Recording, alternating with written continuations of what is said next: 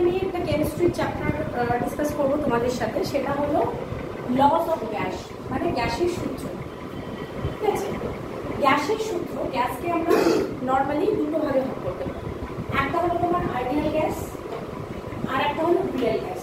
Ideal gas মানে আদর্শ gas, আর real gas মানে হলো বাস্তব গ্যাস। এবার আদর্শ গ্যাস বলতে কি বোঝায়? বলছে hypothetical gas whose molecules occupy negligible space, no interaction between molecules and obey the gas law exactly. তো এটা একটা করে আমরা আসছি। আইডিয়াল গ্যাস বা আদর্শ গ্যাস বলতে কি বোঝায়?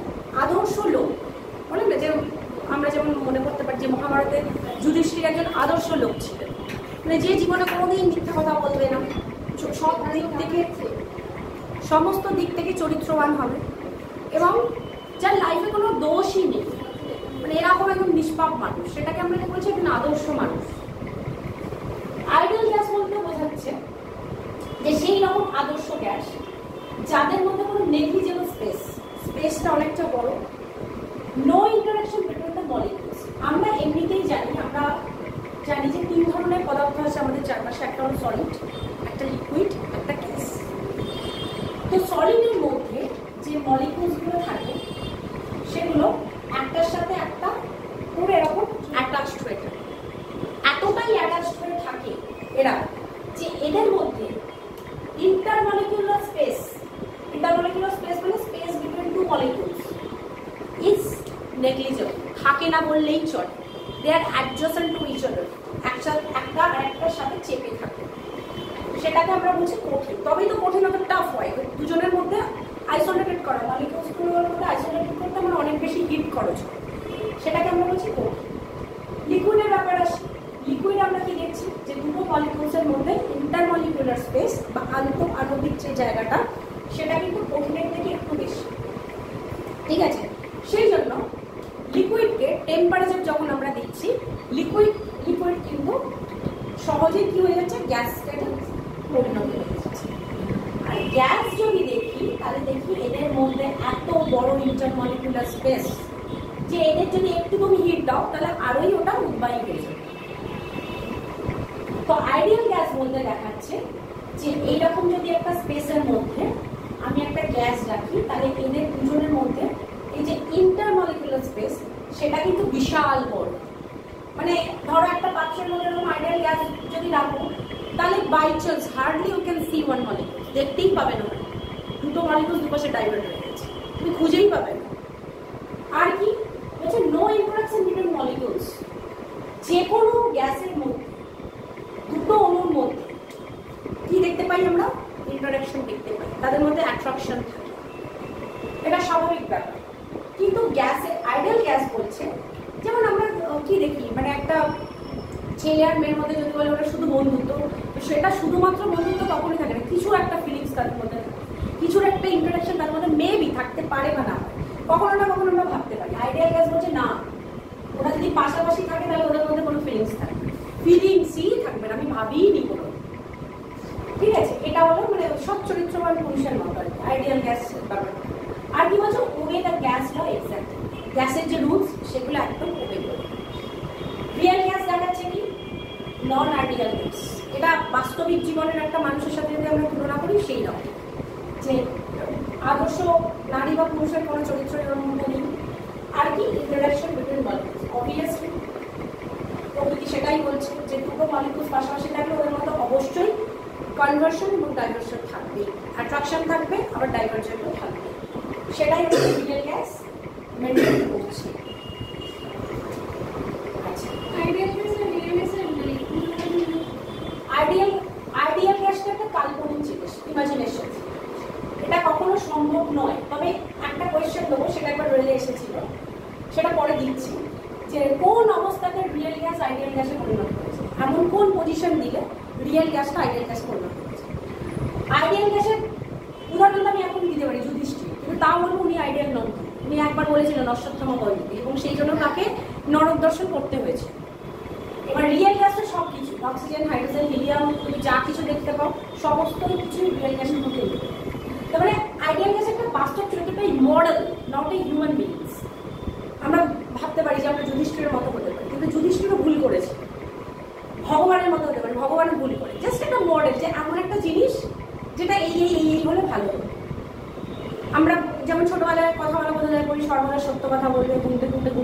পরিষ্কার করবে। এটা একটা just list of things we have to observe, কিন্তু আমরা জীবনে কি সেগুলো করি না। আমরা বললাম তাহলে কি রিয়েল গ্যাস, আর ওই মডেলটা যেটা ধরো বইতে লেখা আছে যে এই ধরনের হলে তুমি ভালো ছেলে মেয়ে হবে আর কি, তো সেই একটা নোটিফিকেশন এখানে লেখা আছে। তারপরে আমরা এখানে একটা বলি, আমরা জানি যে মাধ্যাকর্ষণ যে শক্তি, সেটা কিরকম হয় একটা এর মধ্যে F = m1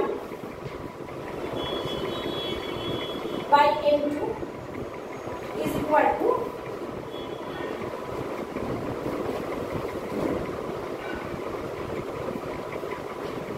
G। মানে ফোর্সের মধ্যে, ফোর্স হলো দুটো বস্তু আছে এখানে, এদের মধ্যে যত ইন্টারাকশন ফোর্স বাই জি যদি হয় সেটা তাহলে মাধ্যাকর্ষণ বল, দুটোর মধ্যে ফোর্সে কাজ করে। তো আমরা এখানে একটা জি দিয়ে দিলাম, জি ইজ ইকুয়াল টু একটা হবে তোমার r স্কয়ার, দুটোর মধ্যে ডিসটেন্স, এটা কি হলো, এটা হলো গ্র্যাভিটেশনাল ফোর্স, এটা দুটো বস্তুর ভর, ধরো চাঁদ এখানে একটা আছে মুন, আর একটা হলো এখানে তোমার আর্থ, আর এটা হলো তোমাদের তাদের মধ্যে distance r square is equal two distance, তাদের মধ্যে ডিসটেন্স এর বর্গ। এটা হলো কোনো গ্র্যাভিটেশনাল ফোর্সের rules. F = G m1 m2 divided by r square. জিটা হলো গ্র্যাভিটেশনাল ফোর্স, আর m1 আর m2টা হলো ওদের মধ্যে ওদের ভরটা, আর r স্কয়ার হলো দুটো জিনিসের মধ্যে কতটা ডিসটেন্স সেটা বোঝা যাচ্ছে। এখন এখানে একটা কোশ্চেন দিয়েছিল একবার রেলে যে when an ideal gas behave like a real gas, ideal gas কোন পরিস্থিতিতে রিয়েল গ্যাসের মতো বিহেভ করে, মানে এটা সদা সত্যি কথা বলে, এ কখন গিয়ে একটু খারাপ হয়ে যায়, সেটা কোন পজিশনে হতে পারে। when an ideal gas behaves like a real gas, when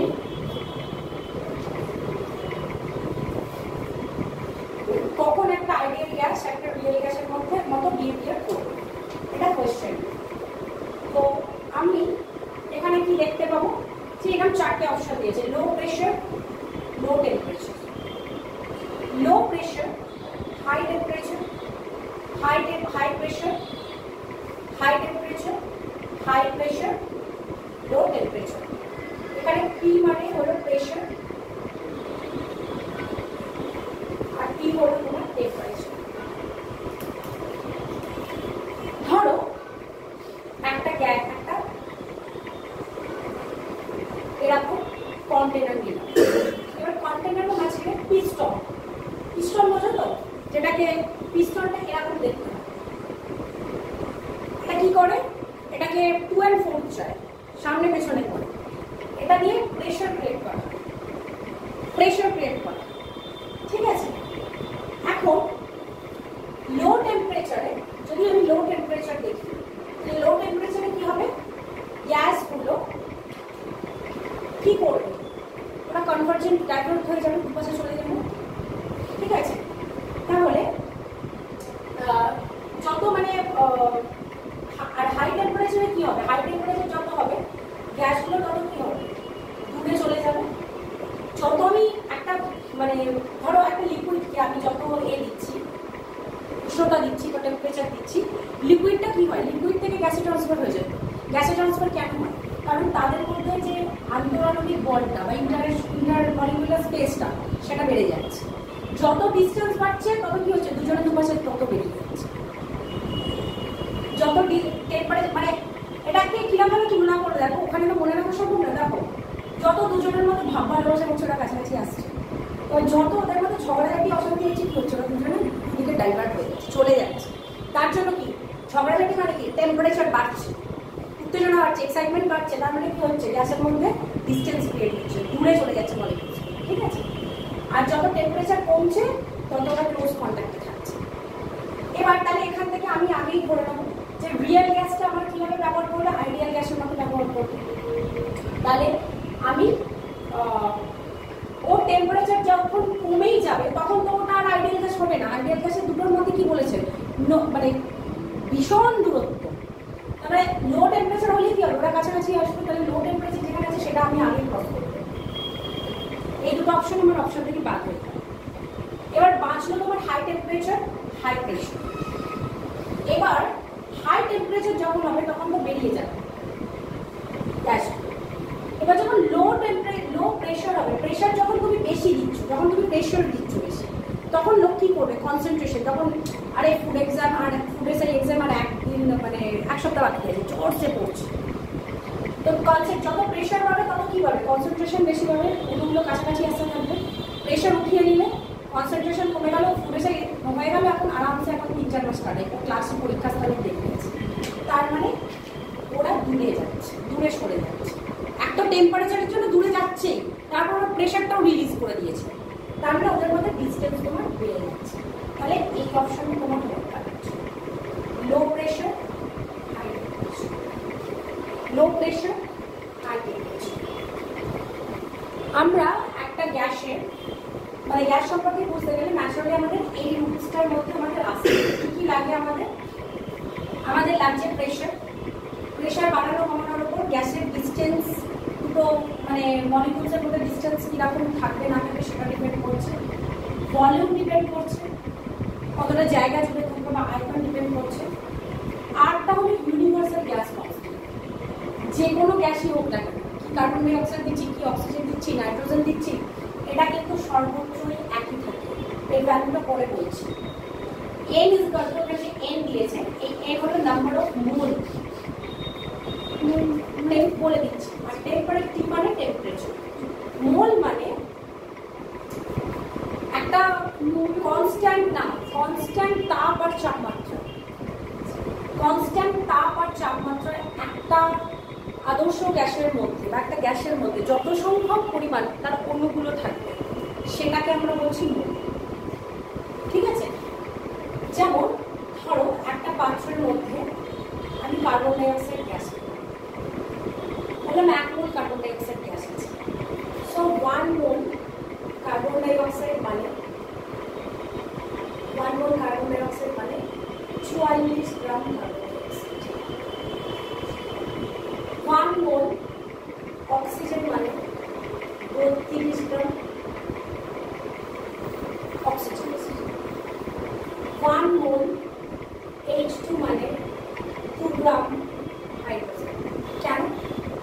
এইটার ঘটনাগুলো জানতে গেলে তোমাকে পারমাণবিক গুরুত্ব আর আণবিক গুরুত্ব জানতে হবে।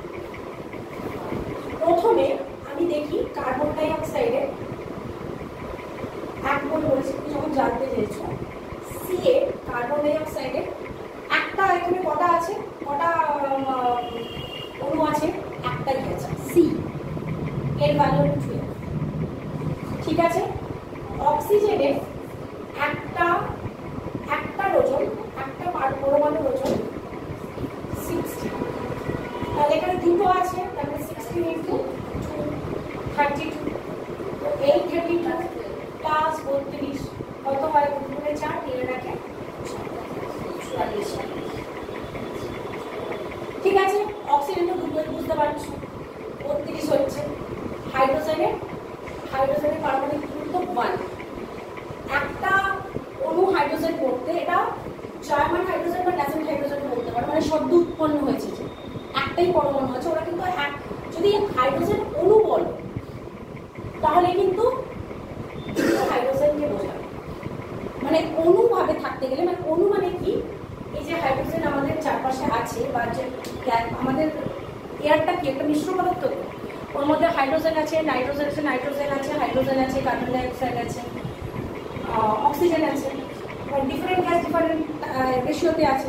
নাইট্রোজেন আছে সব থেকে বেশি 77%, মানে 78%-এর কাছাকাছি। অক্সিজেন আছে কত, 20.40%। কার্বন ডাই অক্সাইড আছে 0.44%। এইরকম বিভিন্ন রেশিওতে এই যে আমরা নিঃশ্বাস নিচ্ছি এর মধ্যে কিন্তু নাইট্রোজেন গ্যাসও আছে। তবেই না উদ্ভিদ নাইট্রোজেনটাকে ইনটেক করছে, দিয়ে খাবার বানায়। নাইট্রোসোমোনাস, নাইট্রোব্যাক্টর, অ্যাজোটোব্যাক্টর ব্যাকটেরিয়াগুলোদের মূলে কেন বাস করে? কারণ ডাইরেক্ট যে নাইট্রোজেনটা বাতাসে আছে না, গাছ ওটা ইউজ করতে পারে না। গাছ ওই ধরনের মানে ব্যাকটেরিয়াগুলো গাছের সাথে মিথজীবী প্রক্রিয়ায় বসবাস করে, মানে মিউচুয়াল আন্ডারস্ট্যান্ডিং। তুমি বললে জুই যে দিদি আমি তোমাকে এই নোটসগুলো দেবো, তুমি বরং আমাকে এই অঙ্কটা বা এটা বুঝিয়ে দাও। এই যে মিউচুয়াল আন্ডারস্ট্যান্ডিং আমাদের দুজনের মধ্যে, গাছের সাথেও এই নাইট্রোজেনাস ব্যাকটেরিয়াগুলো এরকম মিউচুয়াল আন্ডারস্ট্যান্ডিং করে থাকে। ব্যাকটেরিয়া তো ক্লোরোফিল নেই, খাবার বানাতে পারে। ওরা গাছকে বলে যে তুমি যে সালোক সংশ্লেষ প্রক্রিয়ায় খাবারটা বানাচ্ছ সেটাকে কিন্তু তুমি আমাকে দেবে। আমি কি করবো তোমার জন্য? তুমি যে তোমার যে নাইট্রোজেনের অভাবেও গাছের বিভিন্ন ধরনের রোগ হয়, হয়তো তুমি যে তোমাকে আমি কিভাবে হেল্প করবো? বাতাসে যে নাইট্রোজেনটা আছে সেটা তো তুমি ইউজ করতে পারছো না, আমি হেল্প করবো ওই নাইট্রোজেনটার সঙ্গ দেবো, নাইট্রোজেনকে ফিক্সেশন করবো। ওই নাইট্রোজেন ডাইঅক্সাইড, নাইট্রাস অক্সাইড এরকম বিভিন্ন রূপ পরিবর্তন হয়ে তারপরে মাটিতে কিন্তু ফিক্সড হয়। তখন জলের সাথে মেশে, জলের সাথে মেশা অবস্থায় ওই জাইলেন দিয়ে পড়ে গিয়ে গাছ সার দিয়েও দিই। অনেক সময় সারের ক্ষেত্রে হয়, সার ছড়াই আমরা, অ্যামোনিয়া দিই, তাতে নাইট্রোজেন আছে, ইউরিয়া দিই, তাতে আছে। তো একটা নাইট্রোজেন মানে হলো 28 gram nitrogen. 1 mole nitrogen is equal to 28 gram. আর নাইট্রোজেনের একটা অণুর মধ্যে দুটো আছে, একটা পরমাণু ওজন নাইট্রোজেনের 14 গ্রাম, মানে দুটো মানে 28 গ্রাম। এবার বুঝতে পেরেছো? 1 মোল মানে এক অণু, যে কোনো গ্যাসকে বোঝাচ্ছে।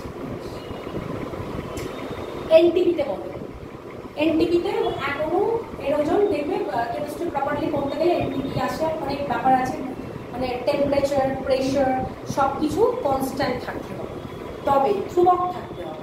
একটা পার্টিকুলার টেম্পারেচার আমি ঠিক করে দিলাম, যেমন ইউনিট আর মেজারমেন্ট করাতে গিয়ে ওদের আমি বলেছি জলের ঘনত্ব নির্ণয় করতে গেলে আমরা 0 ডিগ্রি সেন্টিগ্রেডকে কেন বা 4 ডিগ্রি সেন্টিগ্রেডকে কেন বলি? কারণ 4 ডিগ্রি সেন্টিগ্রেডের সাথে জলের ঘনত্ব সর্বাধিক, ওর কমে যখন এসে যায় তখন ঘনত্বটাও পরিবর্তন হয়ে যায়, আয়তনটাও পরিবর্তন হয়ে যায়। একটা পার্টিকুলার রেশিওতে বা পার্টিকুলার টেম্পারেচার আমরা দিই, কারণ এক একটা টেম্পারেচারে এক একটা ধাতুর এক্সপ্যানশন এক এক রকম, ঠিক আছে? তো এটা হলো ঘটনা, মানে এটা আসতে গেলে এখন একটা বিশাল চ্যাপ্টার হয়ে যায়। তো এইটা আমি এখন নিলাম যে কার্বন ডাইঅক্সাইডটা নিলাম যেখানে আমরা ছিলাম। তো 1 মোল কার্বন ডাইঅক্সাইড মানে আমার কত হলো? 44 গ্রাম কার্বন ডাইঅক্সাইড। এবারে এই পিস্টনটা আমি যখন যে পিস্টনটাকে দেখি, আমি কার্বন ডাইঅক্সাইডটা নিয়ে আমি পিস্টনটাকে একবার নিচের দিকে প্রেস করছি আর একবার উপর দিকে করছি। নিচের দিকে প্রেস করা মানে ও যখন নিচের দিকে আছে তখন প্রেশারটা ক্রিয়েট করছে, আবার উপর দিকে যখন যাচ্ছে কি হচ্ছে, প্রেশারটা রিলিজ করে দিচ্ছে। যখন প্রেশারটা আমি দিচ্ছি তখন কি হচ্ছে, এই যে অণুগুলো সব কাছাকাছি আসছে, প্রেশারটা যখন তুলে নিচ্ছি তখন এই অণুগুলো ডাইভার্স হয়ে যাচ্ছে।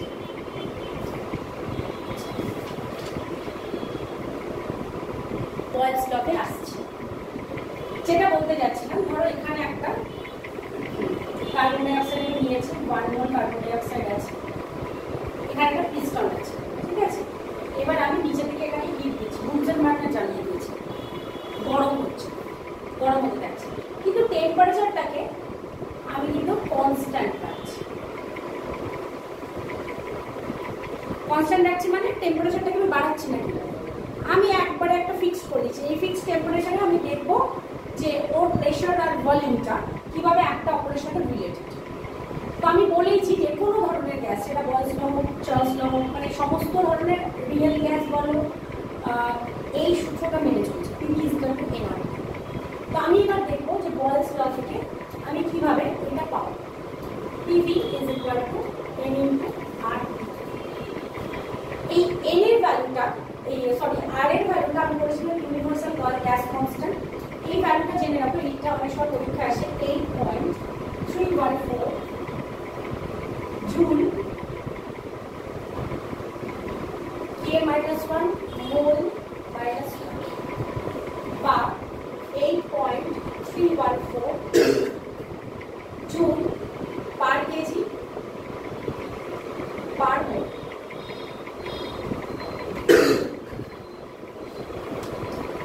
এটা ব্যাপারটা কি হচ্ছে, আমি টেম্পারেচারটাকে কনস্ট্যান্ট রাখছি, টেম্পারেচারটাকে আমি বাড়াচ্ছি। তাহলে আমি যদি টেম্পারেচারটাকে না বাড়াই তাহলে আমি এখানে কি পাচ্ছি, টেম্পারেচার আমার হয়ে যাচ্ছে কি কনস্ট্যান্ট, ঠিক আছে? এটাকে ধরো আমি এন মানে কি বলেছি, মোল, নাম্বার অফ মোল। তো আমি ধরো এখানে 1 মোল কার্বন ডাইঅক্সাইড নিয়েছি, 1 মোল কার্বন ডাইঅক্সাইড যদি নিই তাহলে আমি এখানে n এর জায়গায় PV is equal two n into RT, আরটা তো কনস্ট্যান্ট হয়ে গেল, এটা কনস্ট্যান্ট হয়ে যে কোনো ধরনের গ্যাসের ক্ষেত্রে। টিটাকে আমি কি করেছি, কনস্ট্যান্ট রেখেছি, আর এনটাকে এন এর বর্গটাকে আমি কি লিখছি এখানে 1। তাহলে এখানে যদি PV হয় তাহলে এটা কি হবে, PV ইকুয়াল টু যদি 1 হয় তাহলে P is equal to 1 by V। ভিটা যদি এর পাশে চলে আসে তাহলে কি হবে, নিচে চলে যাবে না ভিটা। তাহলে প্রেশার বাড়লে কি বাড়বে, ভলিউমটা বাড়বে। আর প্রেশার বাড়লে কি বাড়বে, ভলিউমটা কমবে। আর প্রেশার কমলে কি হবে, ভলিউমটা বাড়বে। তাহলে এটা কি হলো, inversely proportional. Pressure is inversely proportional to the volume of gas. তাহলে প্রেসারটা কি হলো, ভলিউমের সাথে ইনভার্সলি প্রপোর্শনাল, বা আমরা এটা এরকম ভাবে লিখতে পারি P = 1/,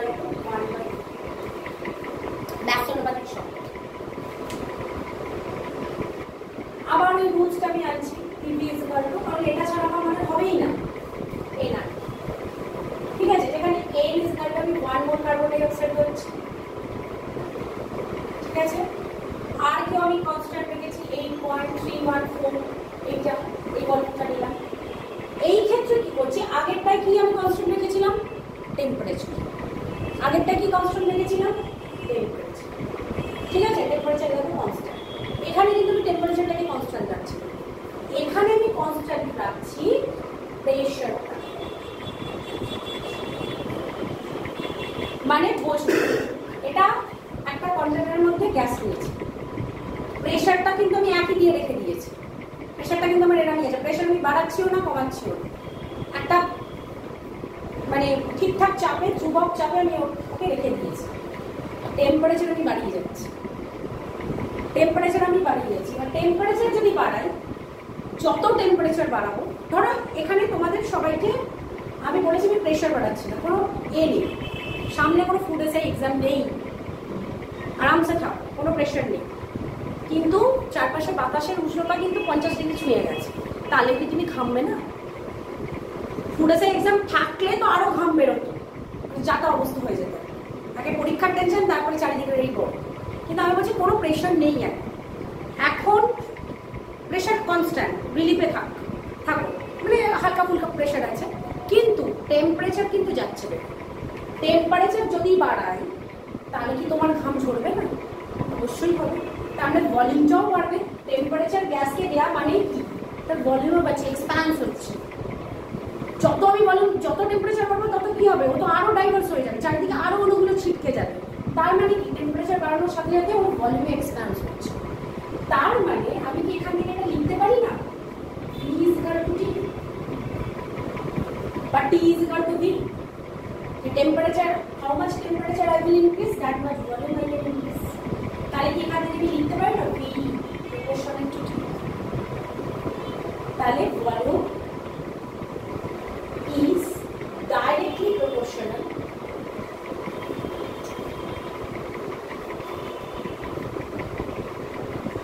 to the temperature if the pressure is constant।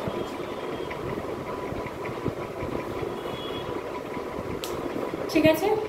আচ্ছা, গিয়েলুশেনের লটা তাহলে কি বলছে, প্রথমেরটা আমরা বয়েলস লতে তাহলে কি দেখলাম, আমরা এর সাথে সাথে এখানে একটা ছক করবো, তাতে আমি বুঝতে পারবো যে বয়েলস লতে কে কনস্ট্যান্ট, এটা লাস্টের ছকটা আমরা বলে দেবো, টেম্পারেচার কনস্ট্যান্ট।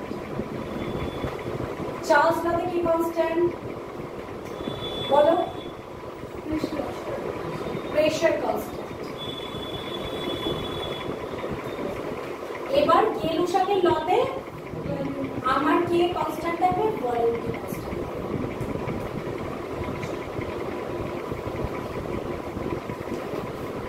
গিয়েলুশেনের লতে আমি ভলিউম কে কনস্ট্যান্ট করব। তাহলে n যদি 1 হয় আর যদি সার্বজনীন ধ্রুবক হয়, ঠিক আছে, মানে 8.314 সর্বক্ষেত্রেই এক, তাহলে P কি হবে, P P is equal to T হবে, এটা কি আমরা লিখতে পারি? or P by T is equal to 1 or P varies to T। মানে প্রেশার যত বাড়াবো, টেম্পারেচার যত বাড়াবো, প্রেশারও তার সাথে ইনভার্সলি প্রপোর্শনাল, তত প্রেশার বেড়ে যাবে। গরমকালে দেখবে লোকের বেশি ঘাম হয়, প্রেশারও বেড়ে যায়, প্রেশারও চলে যায় গরমের জন্য। গরম যত বাড়ছে তার সাথে প্রেশারটাও বাড়ছে অটোমেটিক্যালি, হাইপার টেনশন তত প্রবলেম হচ্ছে। তাহলে আমি এখানে কি দেখলাম? বেলুসারের লতে কি দেখলাম? বেলুসার লতে দেখলাম কে কনস্ট্যান্ট, ভলিউম ইজ কনস্ট্যান্ট। ওগুলো লিখতে শুরু করেছে, ওগুলো শেষে গিয়ে একটা করে দেবো। কিরকম ভাবে কোশ্চেনটা আসতে বলতো? কোশ্চেন আসে হয়তো বললো যে বয়েলস ল স্টেটস দ্যাট, নানা রকম ভাবে তোমাকে দিয়ে দিবে যে a constant a values to a constant a values to মানে ভ্যারিয়েশন গুলো দিয়ে দেবে, তার সাথে কে কনস্ট্যান্ট দিয়ে দেবে। তোমার কিন্তু আলটিমেটলি ওটাই লাগবে, বাট তুমি ওটা মুখস্থ করে কতটা মনে রাখবে। কিন্তু এই যেভাবে বলছি এগুলো তোমার বেটার মনে থাকবে, তার জন্য হ্যাঁ এটা আমি লাস্টে একটু ছক করবো। অ্যাভোগাড্রোস লটা কি বলছে? এতক্ষণ পর্যন্ত আমরা কি রেখে এলাম? একটা করে আমরা কনস্ট্যান্ট করছি, আইদার টেম্পারেচার কনস্ট্যান্ট করছি, আইদার প্রেশারকে কনস্ট্যান্ট করছি, আইদার ভলিউমকে কনস্ট্যান্ট করছি। অ্যাভোগাড্রোস লতে বলছে ইকুয়াল ভলিউম, একই ভলিউম, ভলিউমটা সবার ক্ষেত্রে আসলে থাকবে। কার্বন ডাই অক্সাইড নিলে কি, অক্সিজেন নিলে কি, নাইট্রোজেন নিলে ভলিউম ওদের সমান। ভলিউম মানে আমরা কি বোঝাচ্ছি? দৈর্ঘ্য, প্রস্থ, হ্যাঁ length into length metre cube. ওদের দৈর্ঘ্য, প্রস্থ, উচ্চতা সব সেম থাকছে। মানে একটা জায়গা যতটা পাত্র জুড়ে আছে সেই পাত্রটা, ভলিউমটা এক, টেম্পারেচারটা সেম আর প্রেশারটা সেম। ইকুয়াল ভলিউমের গ্যাস নিলাম, টেম্পারেচারটা একই রাখলাম, প্রেশারটাও আমি একই রাখলাম, তাহলে gas has the number of same number of molecules. গ্যাসের মধ্যে নাম্বার অফ মলিকিউলসটা একই থাকবে, মানে মোলটা অ্যাটলিস্ট একই থাকবে, নাম্বার অফ মলিকিউলস আর মোলসটা একই থাকবে। এটা হলো তোমার Avogadro's law. Gas has same number of molecules. তাহলে এখানটা আমরা কি করতে পারি? PV is equal to N R bar, আর এর সাথে বার একটা বসবে T, or R bar is equal to PV by N। একটা জিনিস বলিনি আমি প্রথমে, এইখানে দেখবে এই একটা সূত্র আছে PV is equal to NRT, আর একটা সূত্র আছে PV is equal to N R bar T। তো এই আরটা কি জিনিস? এই আর মানে হলো তোমার জুল কিলোমিটার। আর মানে এখানে হচ্ছে PV is equal to T by N।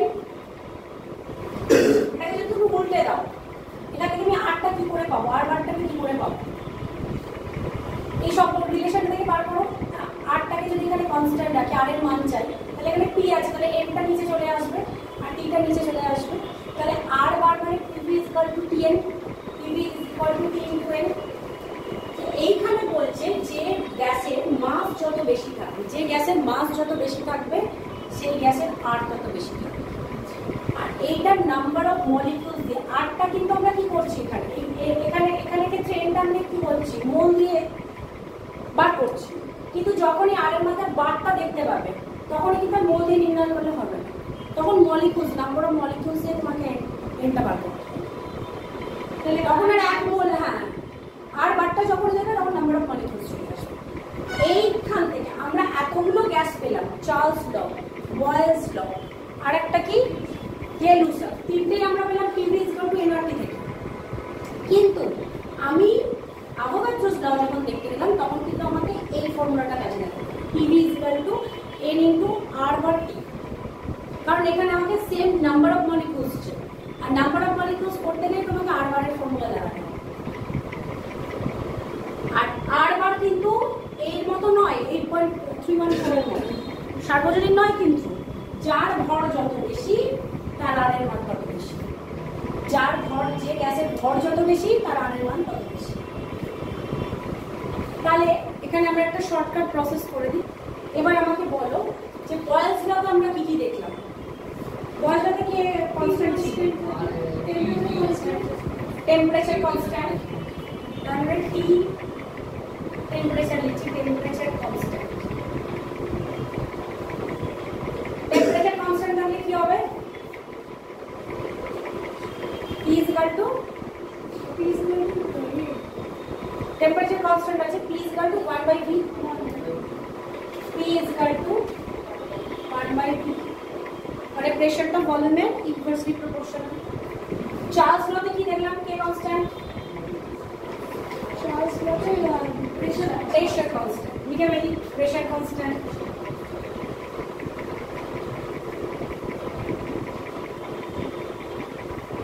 Pressure যখন কনস্ট্যান্ট থাকবে, প্রেসারটাকে কেটে দিলাম, তাহলে V ইকুয়াল টু T এর সাথে সম্পর্ক কি হবে?